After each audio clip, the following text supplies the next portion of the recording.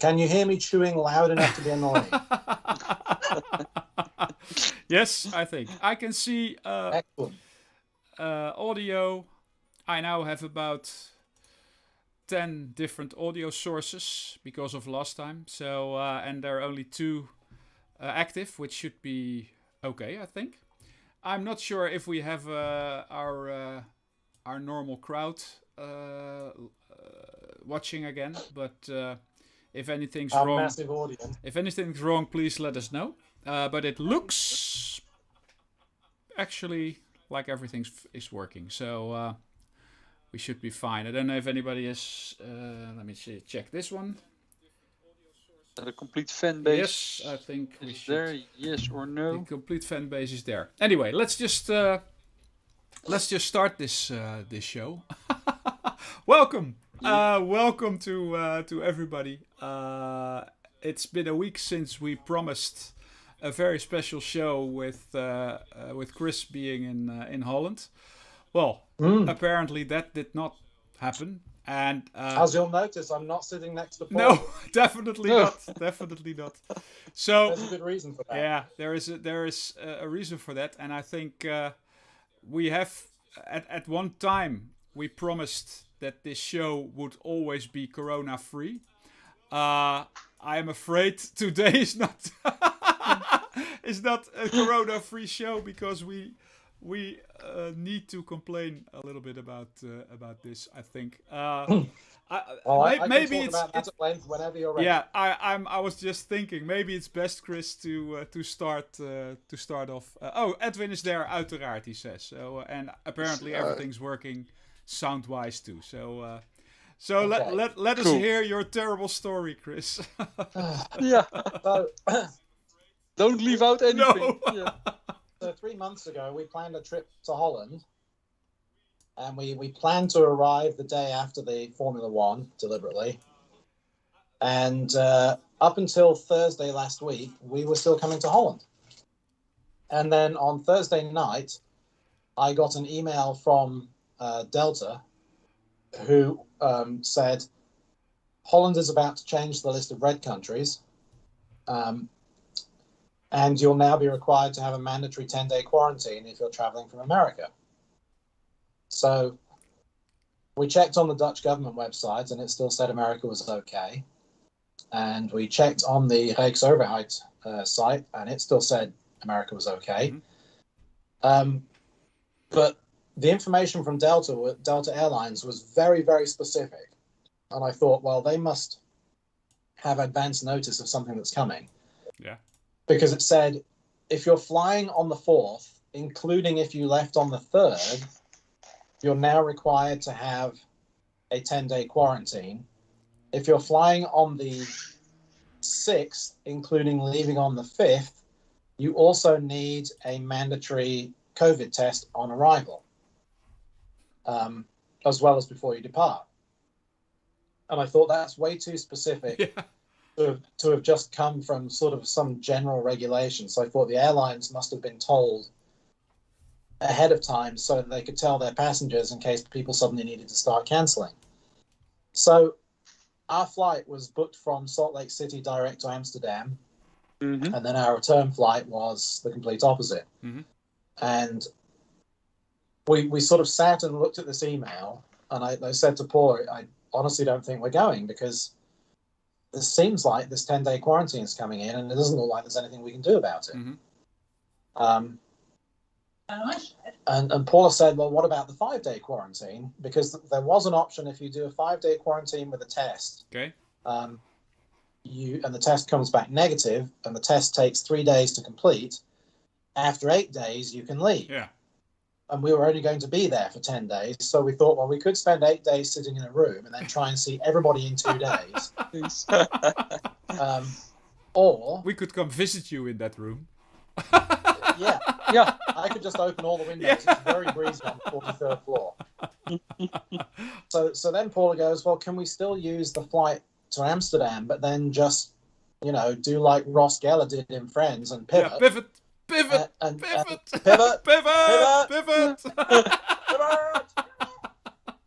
And turn left and go to England.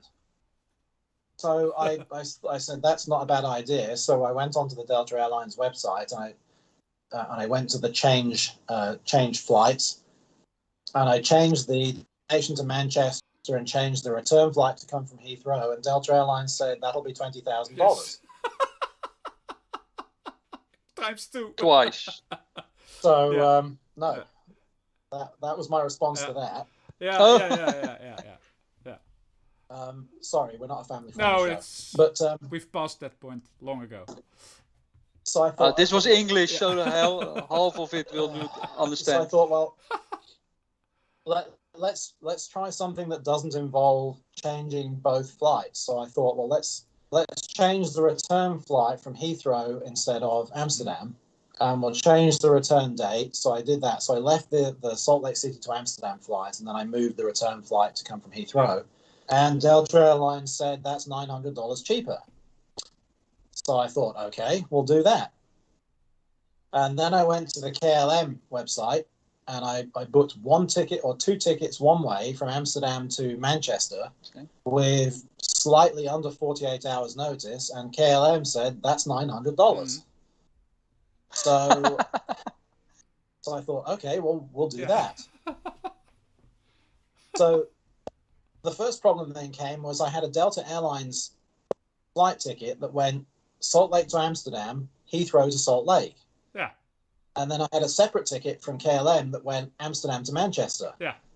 And I thought, the problem is going to be if we check a bag and it comes out in Amsterdam, we're not going to be able to get it because we won't be allowed into the country. No. So then I drove up to the airport the next day and I went and spoke to a lady on the ticket desk and I said, if I give you the itinerary numbers, can you combine them so that we can check a bag all the way through to Manchester? Yeah. And she said, I can't combine them manually, but I can put all the information in. And then overnight, when the KLM system talks to the Delta system, it might do something. Might.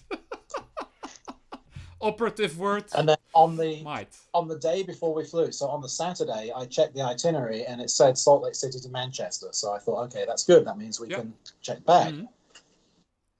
So then I had to go and look at the English government website to see everything that we needed there. We needed a mandatory COVID test to get into England.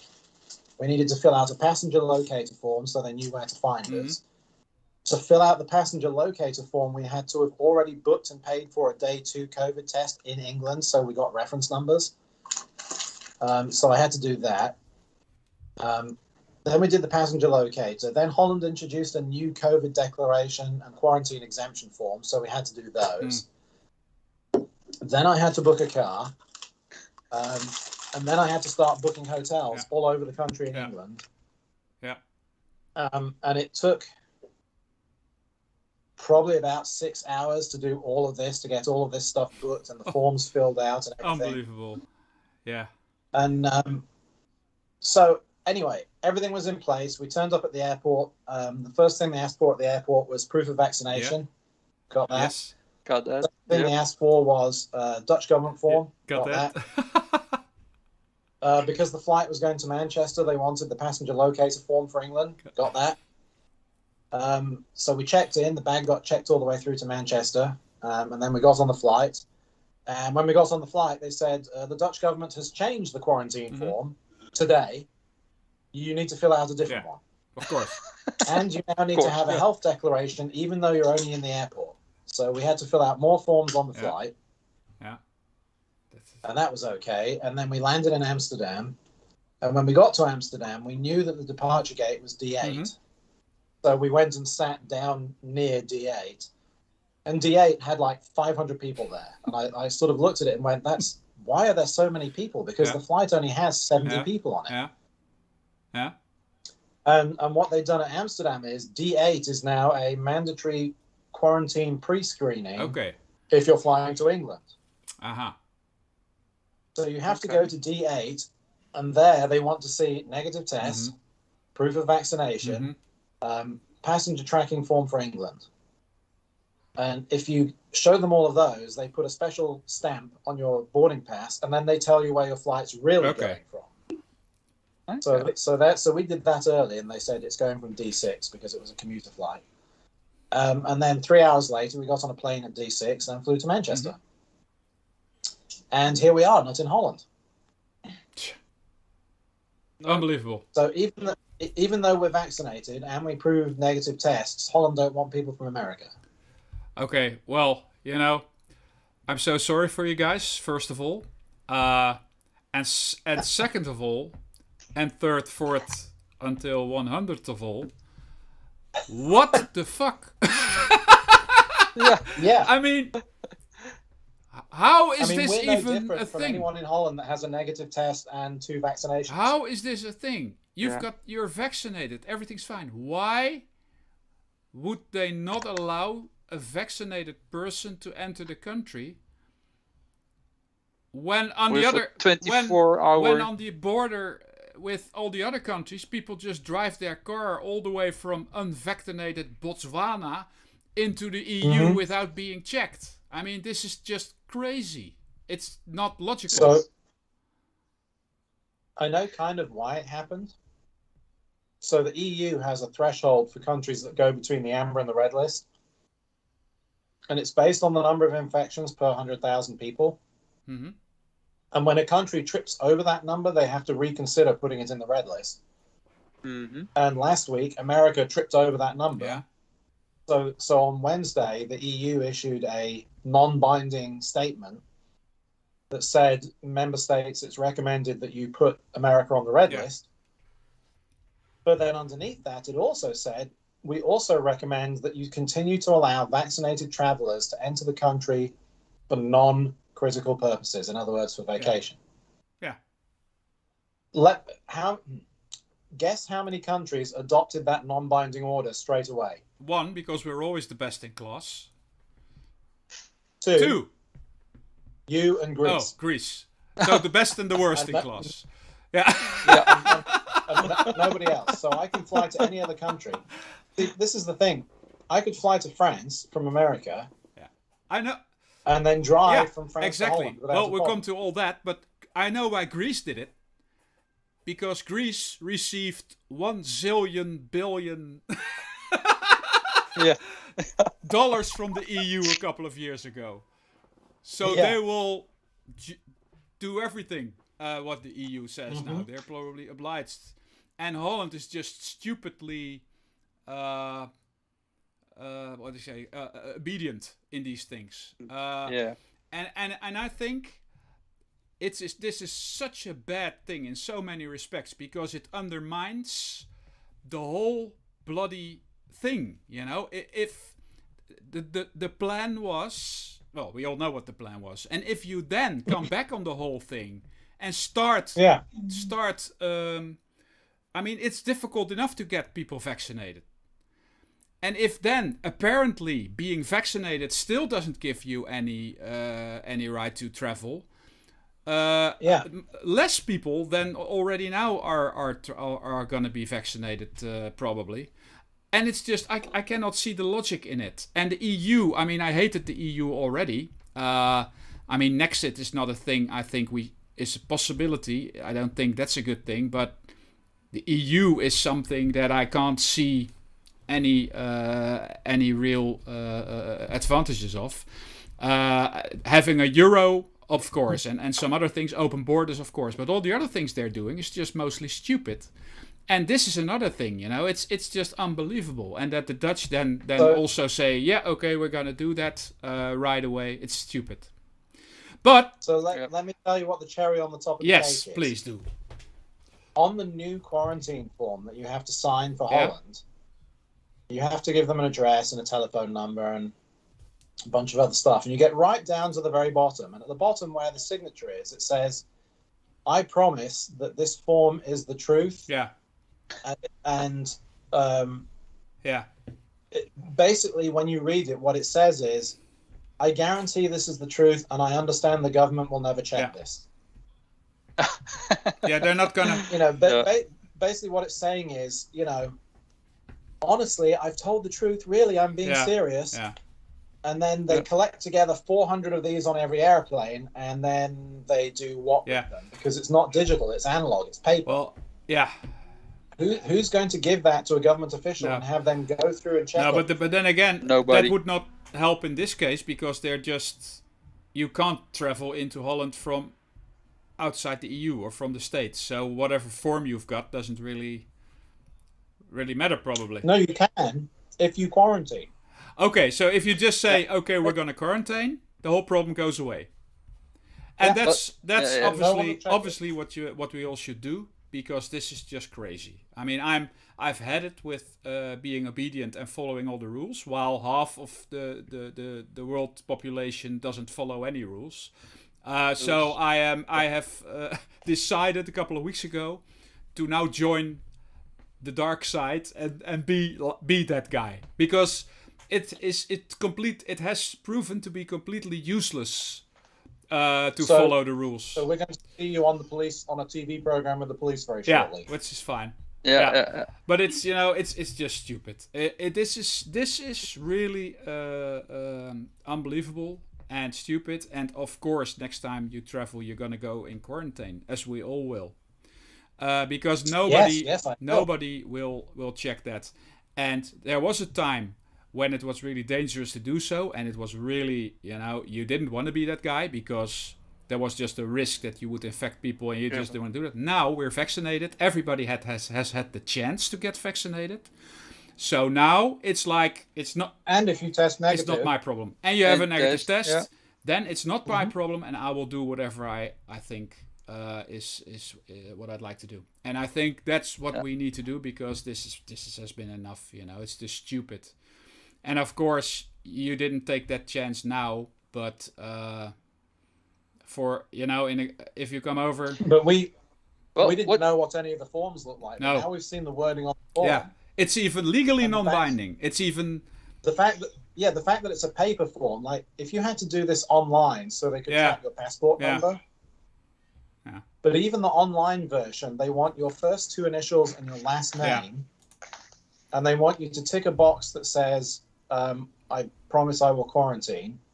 Mm-hmm. And then you hit submit. Mm-hmm. Yeah. And, well, first of all, would you put your real name in? Okay, yes. Second of all, good luck finding me in Holland. No, but nobody's going to look. I mean, and that has been the case even when it was bad. I mean, even when the situation was really bad and nobody had a vaccination yet, nobody ever checked the quarantine rule.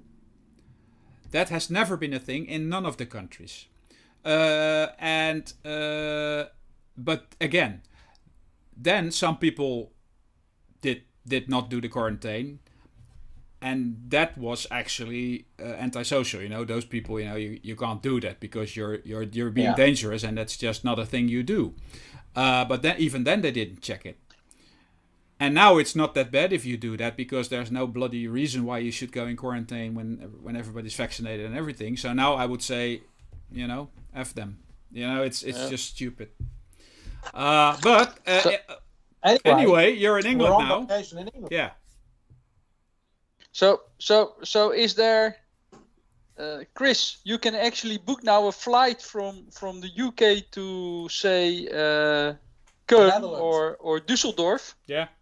No, I can fly from England back to Holland now. Because... Yeah, but you are still a US citizen, so probably that's not going to work. But if forms, they don't ask where you are a citizen; they ask where you're flying. Okay. From. Oh. And we have British passports. So what we could have done was booked a flight. I mean, I know this now, but I didn't at the time. No. We could have booked a day trip to Manchester, flown to Manchester in the morning, and flown back to Holland in the afternoon, and been fine. Yeah. And don't even go. No, you can just you can miss the flight and say oops, and then oh no, the line at D8 was really long. I missed the flight. It's.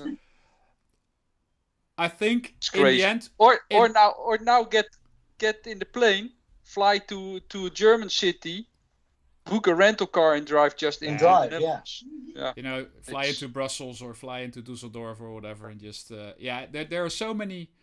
That's the whole thing. There are so many ways of circumventing the whole thing pretty easily. And it would be different if the quarantine declaration and the health declaration were both digital. Yeah.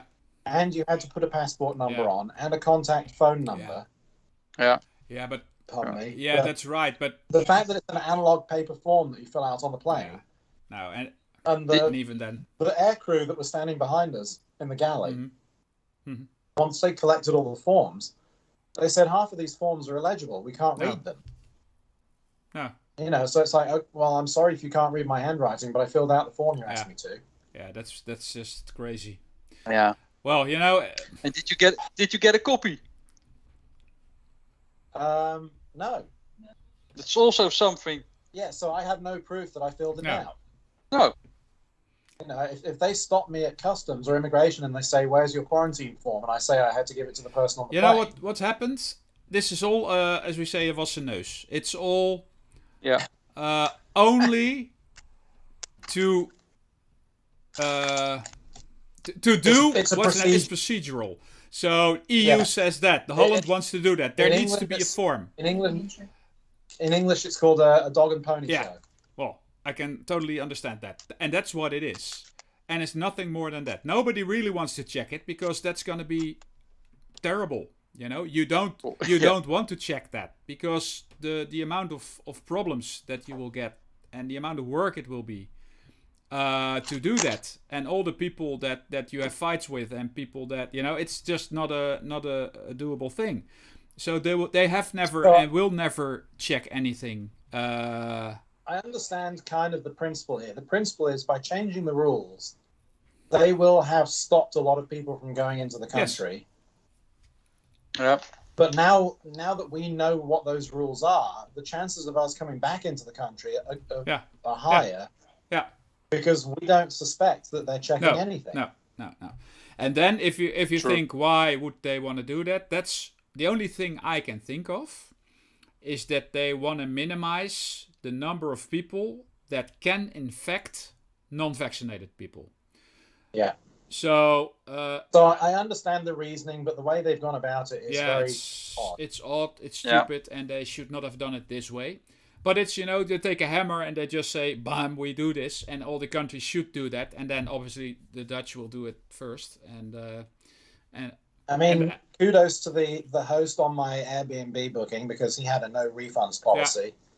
Yeah. But we have stayed with him 13 or 14 times in his apartment. Yeah, and he said, I'm. And I emailed him and he said, yeah, don't worry about it, I'll refund it. He said, by the way, no one's checking quarantine rules in Holland. No.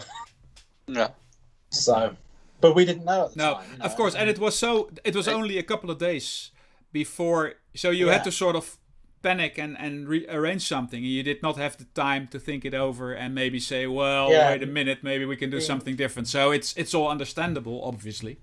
It's just the fact that the reasoning behind it and the fact that they do it that way is just crazy. Yeah. And the problems they cause. Again, the problems they cause for people that are, for let's say, normal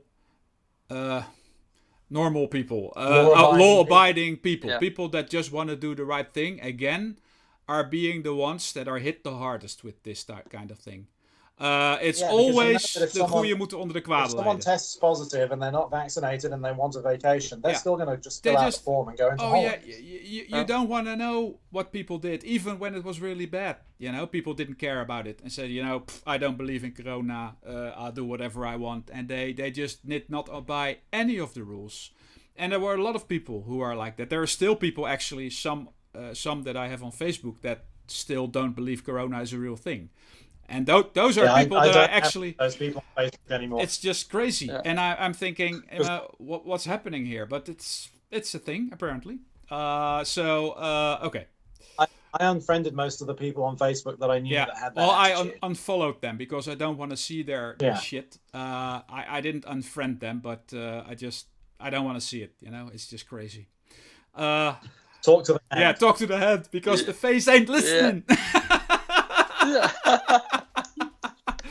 Yeah, it's crazy. Well, anyway, it was gonna be, a special show. We're definitely gonna do that at some other point in time. Well, I mean, it's still a special show. It is. No, I mean, I'm not in my basement. No. You'll notice. Yes. It's background here is not my basement. I agree.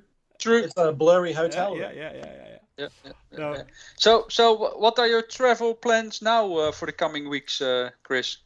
Well, let's see. We did A ton of stuff. We arrived yesterday. So today we went to see some friends of the family. And then we went to a museum, it's an aviation museum for one particular manufacturer, a company called Avro. Okay. And they have a heritage museum up here. And we made a donation to them in Dad's name because he used to work for Avro when he was much younger. And we took him to that museum a couple of times before he passed away, and he really enjoyed it. So I discussed it with Paul, and I said, I really want to give them a donation, just, because he had a good time there. So we did that.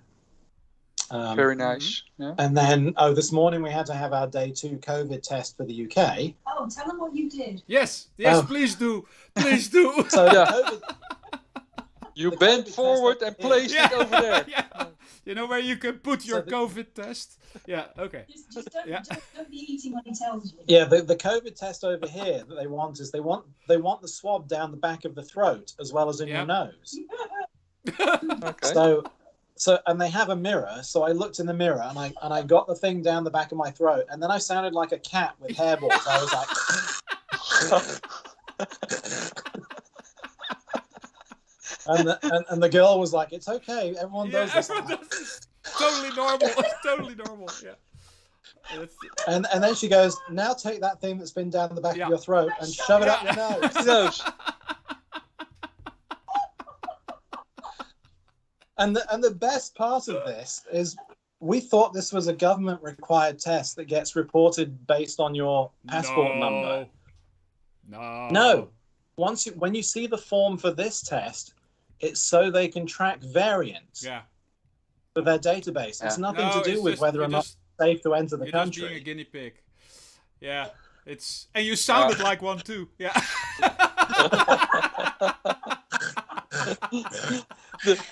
It's probably tonight on the UK telly. Yeah, it's a full show. Yeah. We had one again. Look at this idiot. He actually stuck it down the back of his throat. Well, it's a good one. But it's not I mean, I know it's not a COVID-free show, but you've got to see the humour in these things. Yeah. So tomorrow we're driving to York. We're going to go to the National Rail Museum in York. And then on Thursday we're going to drive to Liverpool and spend a couple of nights in Liverpool with another friend of the family.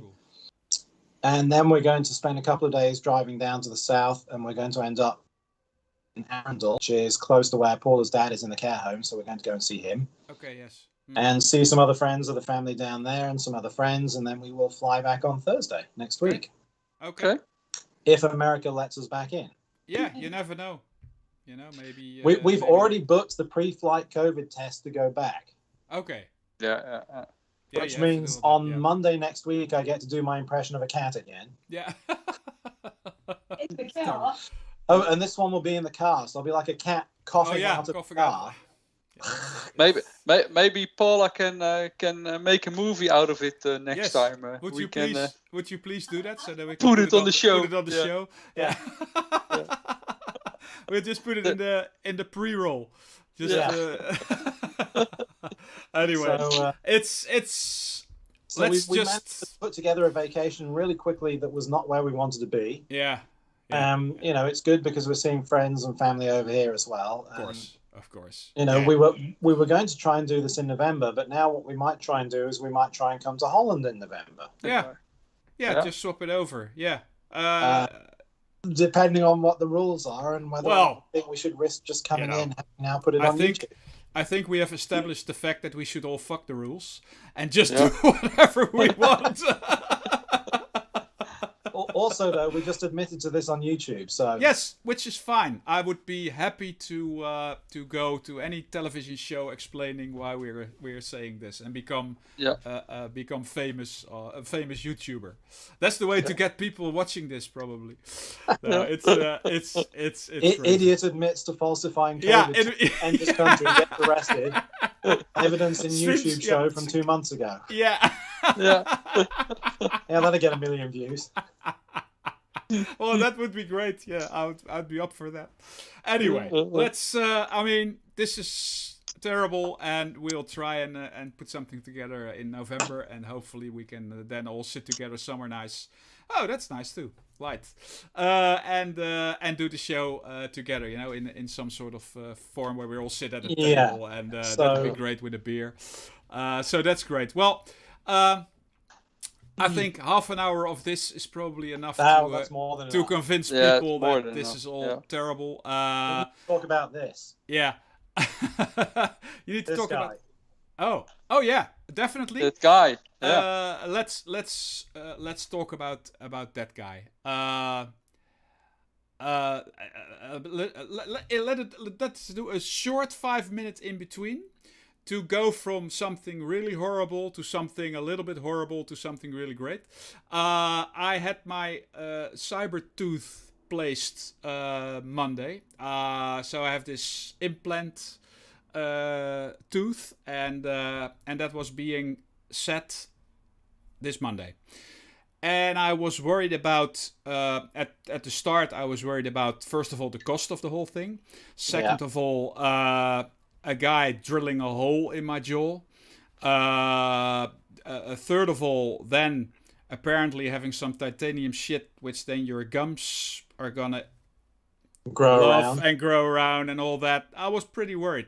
The only thing I wasn't really worried about is the actual placement of the tooth on the titanium like screw hole. Yeah.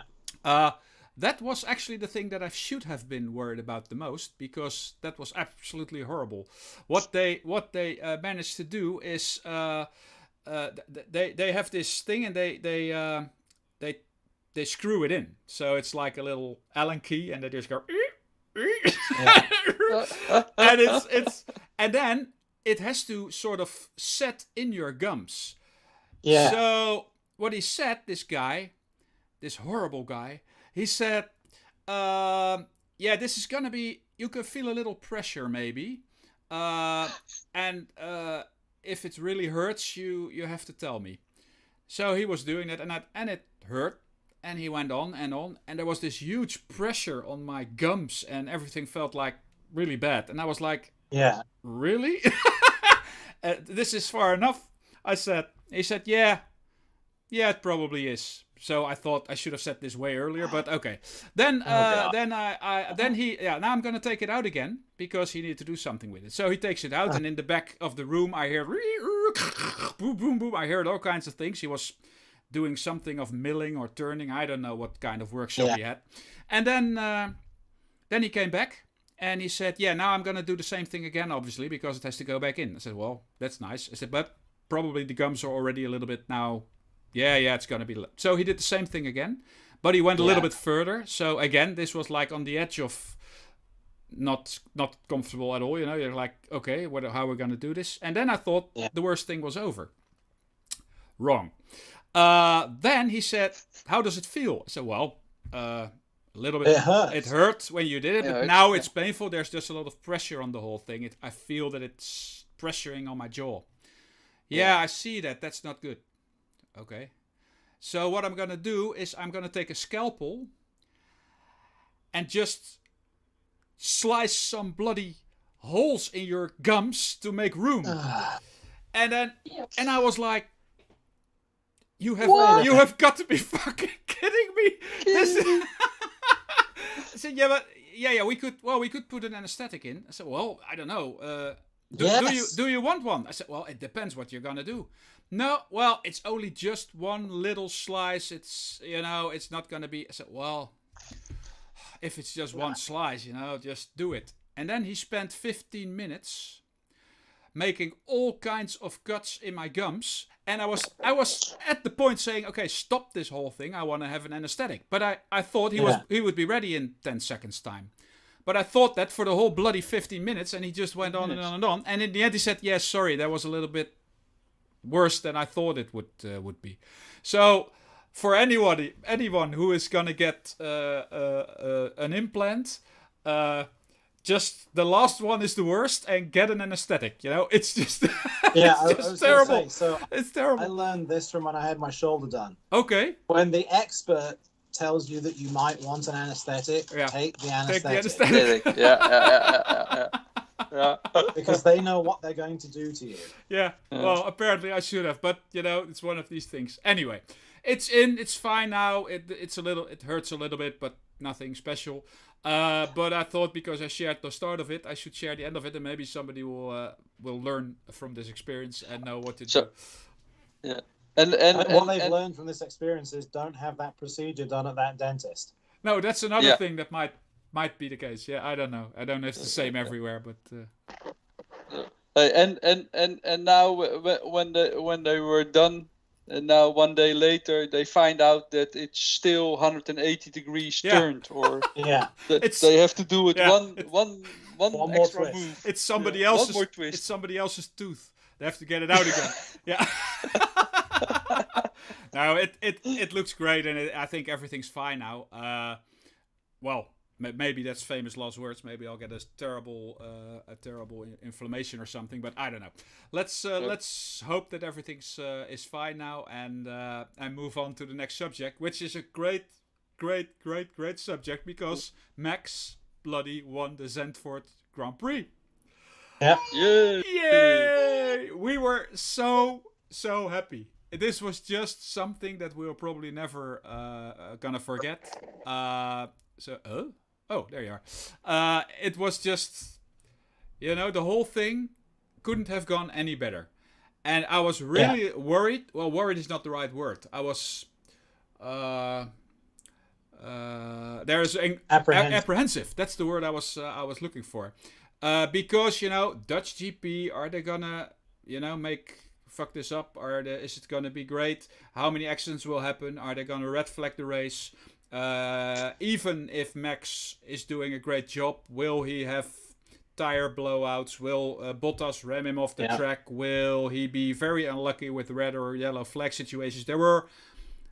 I know he knows Zandvoort and he's a good driver and he can win this, but there are a zillion other things that could happen to make this a really bad experience. And even when you have the great atmosphere, the great weather, and everything runs fine and it's a great race, if Max hadn't win this, and if Hamilton did win it, which is even worse, we would have had not such a good time as we did now, obviously. So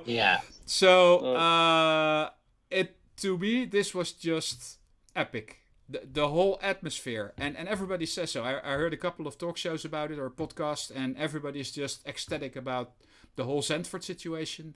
Well, and Lewis said that it was his new favorite track. Yeah. I probably would say the same if I was him, but I like the track layout. I like the fact that it has all the hills in it, and it has the corners that twist, and then they have the last banked corner. Yeah, it's a great circuit, and it's one of these circuits like Monaco. Some people will complain about you can't overtake. Well, a lot of people did overtake, so it was not impossible. Yeah. But it's in the mix of circuits, this is just something that really fits in. And will bring out maybe other winners than on other circuits. I mean, Ferrari had a really good qualifying, and then in the race they fell back a little bit. But it gives room to other teams to also shine, I think. So, and everybody agrees on that, and that's the good thing. I mean, everybody totally agrees that this is this is a keeper. It seems like the logistics worked. It seemed like the NS were able to get everybody in and get everybody out. Yes. I read on the NS website they were running trains every 5 minutes to get people out. Yeah. So it worked great. They had bicycles, the trains, everything was so well arranged. And everybody, I mean, literally everybody that I've heard talking about it, FIA members, and anybody, other reporters of other countries, they all say this is the best experience we have ever had on any circuit of Formula One. Everything. I wonder if that was partially because of the COVID shutdown last year, because they got an extra year to make sure that everything was right. Okay, maybe it is. Maybe it could well be, obviously. And there are so many reasons. Christian Horner was funny. Christian Horner said he's never seen a crowd reaction to a driver like this in all the years of Formula One. Yeah. And again, the Dutch government said, please don't bring flares, and that worked. Yeah, that worked. Yeah. All the memes are so great about that. The flares. Well, that's one of these things. It was just great. The whole atmosphere was great. I really worried. Well, luckily we had a party. It was my dad's birthday, and he was coming over to our house because he can't see Formula One because he doesn't have Ziggo. So they all came to us, and I did have some drinks before the start, which was good because it took the edge off, and I was a little bit more relaxed. But it was so cool to, the start was just, he nailed it. It was just a really good start. And Hamilton also had a really good start because they were like going almost at the same speed. But then after the Tarzan, already in the Tarzan bocht, Max just took off.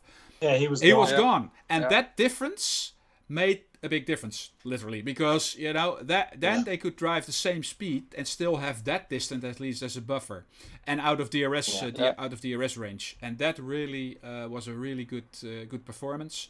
And then obviously, the corner I really like is that last corner, because the TV camera on the inside of the corner, you can almost see the top of the car because the track is banked. And then when they come out of that corner on the outside, there's like that little sort of bunny hop where it goes up and then back down onto the flat. Yeah. It almost looks like they're flying. It's amazing. It's great. I loved every part of it. Obviously, Max winning it, that was of course, but a very important bonus, because that really made the whole thing epic. It's something we're probably never gonna forget. We could hear the celebrations in America without the TV. It's so good. Yeah. And for once, the smoke in the valley in Salt Lake City was orange. It wasn't coming from the wildfires. No, it was coming from Holland. Yeah. It went all the way around the world and came back. Yeah. So, great day. The weather was also so nice. Great pictures because of that also. With the sun out there. And it was just epic. And then Davina Michel singing the national anthem, that was also goosebumps. She did a good job of that. Goosebumps. Yeah. That was just, and everybody. I mean, some people were crying. It's just, that's the whole thing together. The Volkslied, the way it had been sung. Being on Zandvoort, seeing all these people, the weather, Max being on the podium, everything together was like overwhelming. You was just like the king was there.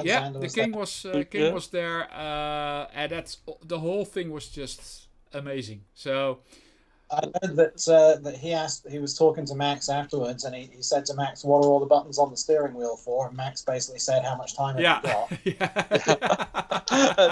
Yeah. That was, I think, before the race. That was before the race, yeah. But it's so good that I think, well, what happened here is that the Royals have really done a lot to make this possible, because nothing had come from government, no help, no funding, nothing. So it was privately funded, but the Royals had a lot to do with it. Obviously, Prince Bernhard, the younger Prince Bernhard, is one of the owners of the circuit. And all this together, made this thing very, very good. And also, it's an example. And I think a lot of the people that were in the organization of it, also event organizers. Obviously, we had Holland had a lot of experience with dance, really large dance parties like Dance Valley and Sensation Wide and all that. So they have the experience of how to handle large groups of people and all that.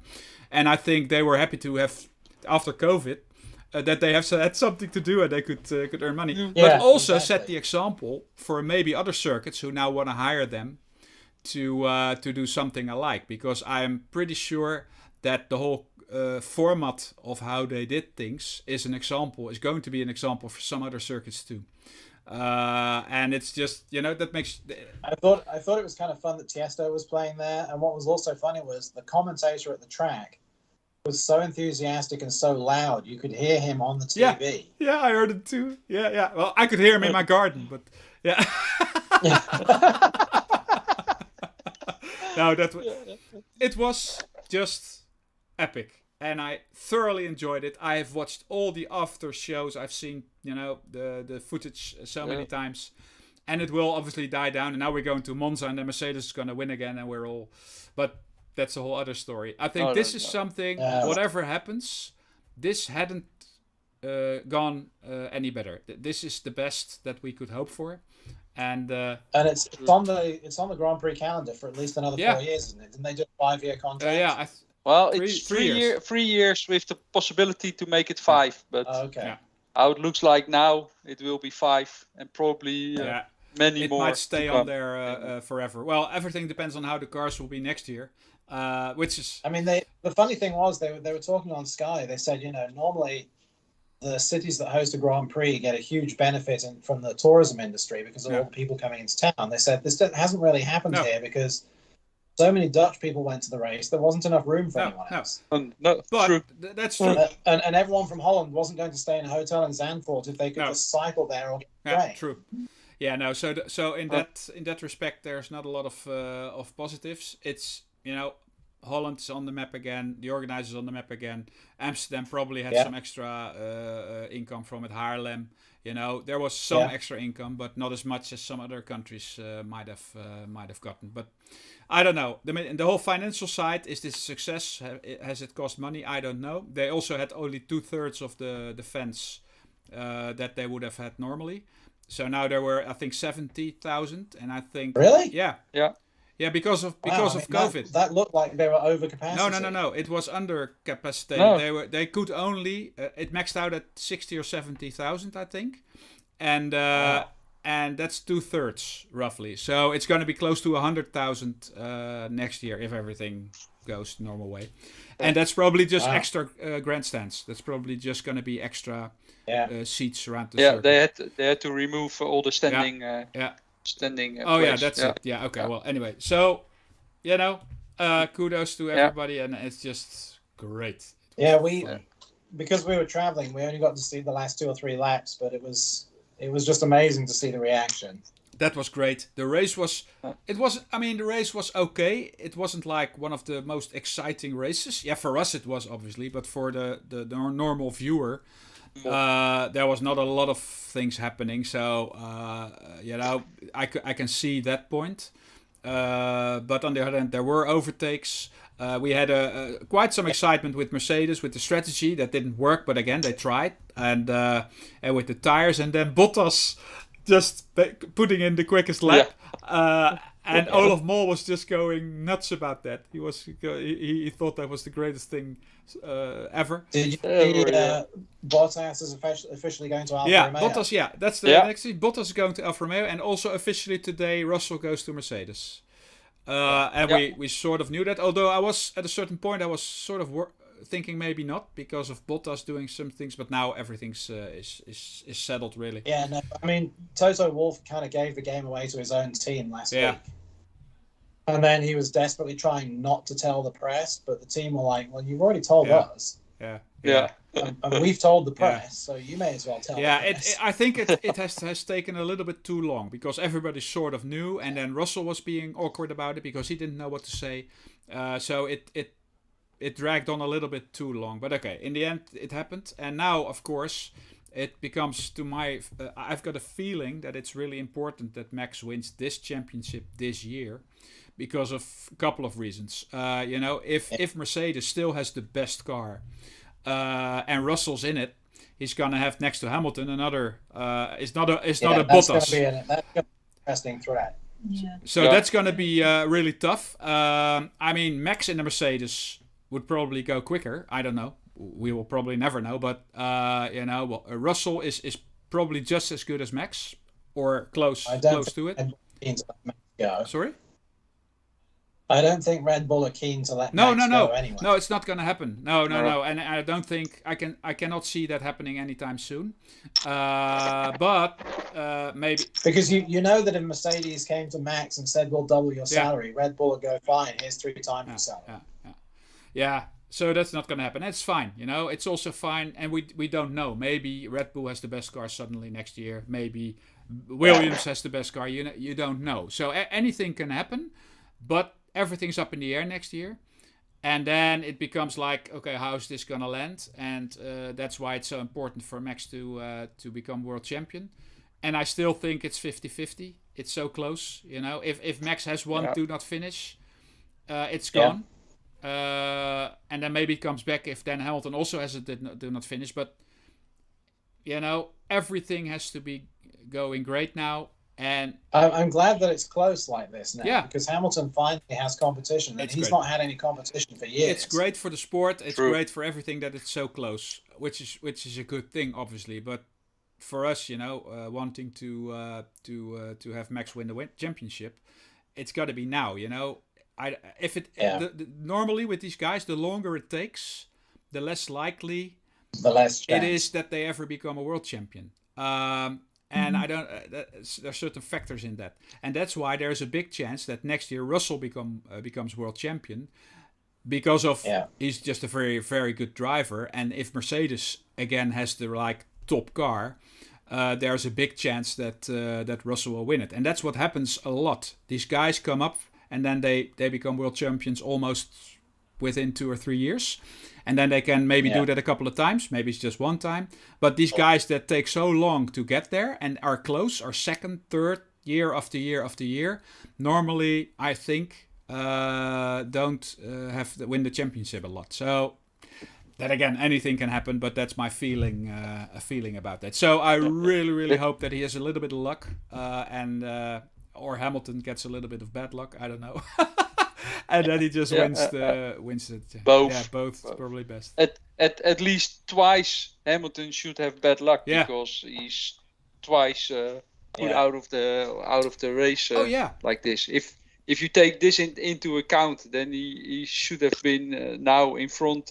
I think 40 points or whatever, 45. True. And then the whole thing with the Silverstone crash and the blowout in Baku, was it? Become really a big thing, because that's going to go in history. That's why he lost. Anyway, so and that wouldn't be good too. You don't want that kind of stuff playing a role in it. So hopefully he will win it. It's So saying something on this as well. So, and this is again how's it called? A record Max Verstappen has, but he is now the most Grand Prix wins without becoming a world champion. Yeah, so, that's not a good sign, I think. But it's that's not a good sign. No. But true. Yeah. There are some. There are so many records. But think about it. That's a record that Hamilton can't have now. Yeah, that's good. Yeah, that's good. Yeah, but there's this thing. He's the only driver that drove a green car with blue wheels. that won during a sunny day. Upside down. Upside down. Yeah. Anyway. And another thing is that I heard it on a podcast today, I think somewhere, and I did not think about it, but that in the first corner, that in Zandvoort, Hamilton was never going to make a move. Only when he would be driving in front of Max, then of course he's in front of Max. Yeah. But even if he was close or halfway through Max car, he would back out, because he would not do it in this Grand Prix in the Netherlands. Definitely. I think that is he wouldn't have made it away from the circuit. I don't think so. No.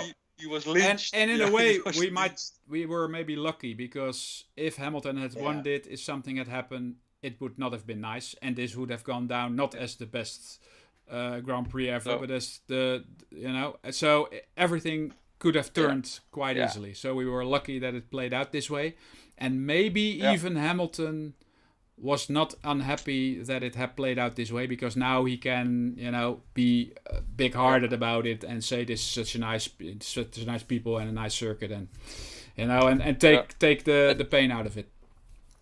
And at the end, blame his team for making the wrong calls. Yeah, but he always does that.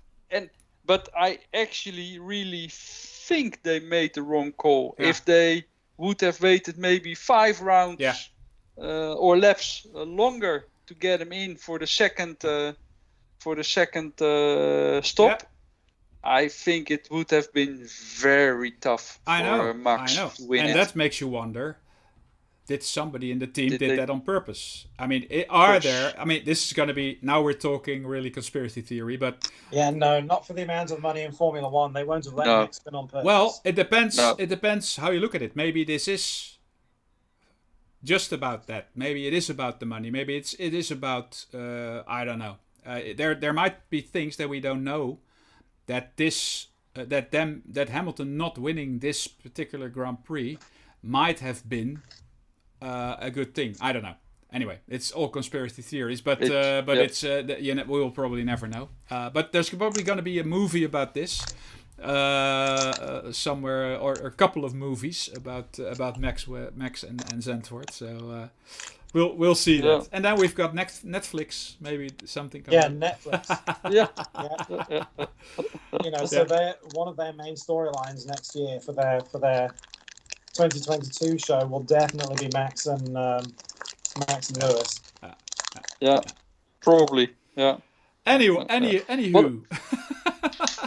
Yeah. Anywho, this was was great, and let's see what Monza brings us. And for the rest, I don't have anything really specific. There are always some things, but it's 5 minutes left. So if there's, we will in theory still be in England next week. Yeah, Okay. we'll try and So do the same. We can do the show depending on if I can purchase the We'll see. premium Wi-Fi. Yeah, we'll see. Oh, what about the AirTag? You were traveling with your AirTag. That might be yes. that's a good thing. Yeah. Yeah. Nobody should ever travel on an airplane without putting an AirTag in their luggage. No. There's Paula. Hello. you're oh yeah. Now it's great. You were blurry, but so the AirTag was actually, you were sitting on your suitcase, something like that. It was just a couple of meters away. That's just amazing. I just threw it inside. Okay. And then we could tell where it was in each airport. Yeah.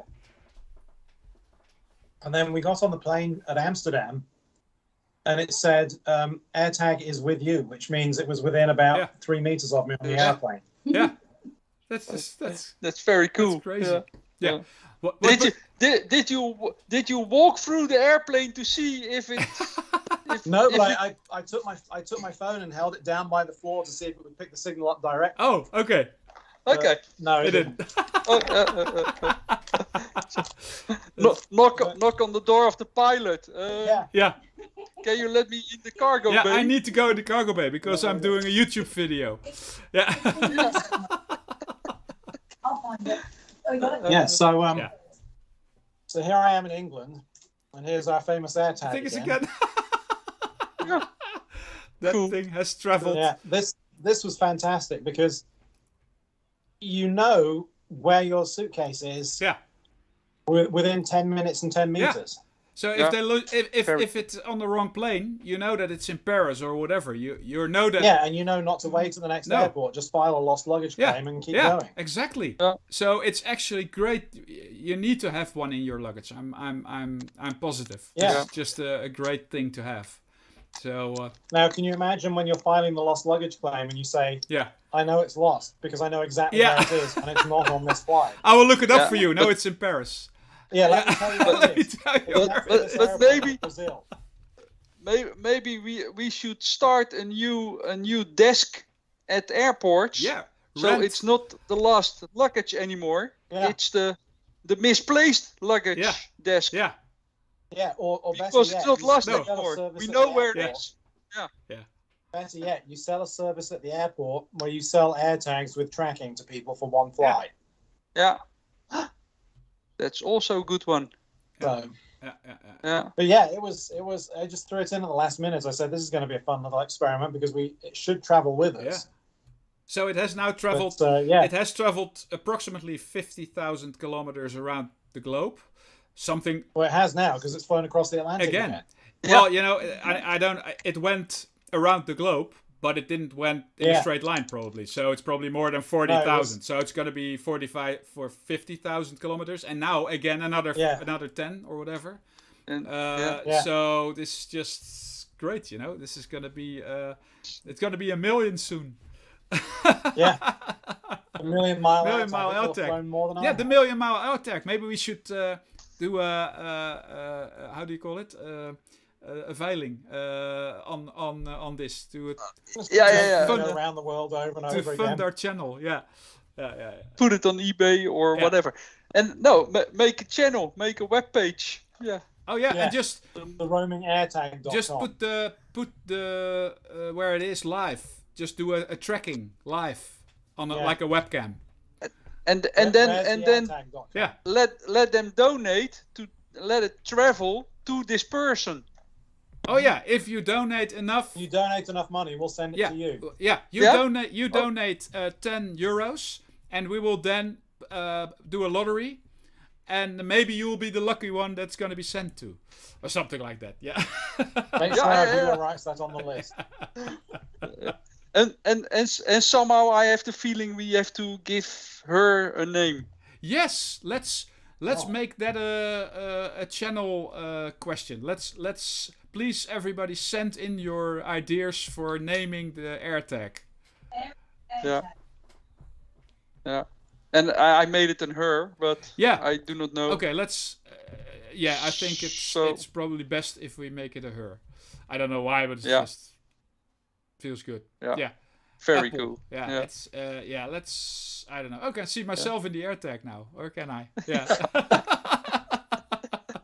Sort of. Very nice. Okay, guys, it's 9 here. It's we've wasted another hour. We've wasted another hour, and I'm very proud of that. That's an achievement. That is an achievement. This is episode I think 34 or something this year. So we've already wasted almost a total week. 34 hours. We've wasted more than a day of people's time. Yeah. That's 34 hours they're not going to get back. A work week. It's great stuff. Okay, let's call it quits for today. Chris, have a very nice time in the UK with your friends there. And we will speak to you again on Tuesday next week. Definitely, we will do our best to do that. So I'm going to say goodbye to everyone. And you can't really tell, but this is my Red Bull racing watch. So I was supporting Max with my watch. Cool. Okay. Yeah, let me put it the right way up. Yeah. Oh, it's great. Oh, we're Red Bull watch aficionados, so that's great. We should do a watch episode probably. Ooh, yeah. Okay. You can see somewhere here. It should say red. It's a red. Yeah, there's Red Bull. Yeah, you can see it. Yeah. Oh, great stuff. And what's the brand? Is it Red Bull? Edifice. It's the Casio Edifice. Yeah. Edifice. They have one for Williams too, I think, and some others too. So that's great. Anyway, I'm gonna say goodbye now. Yes.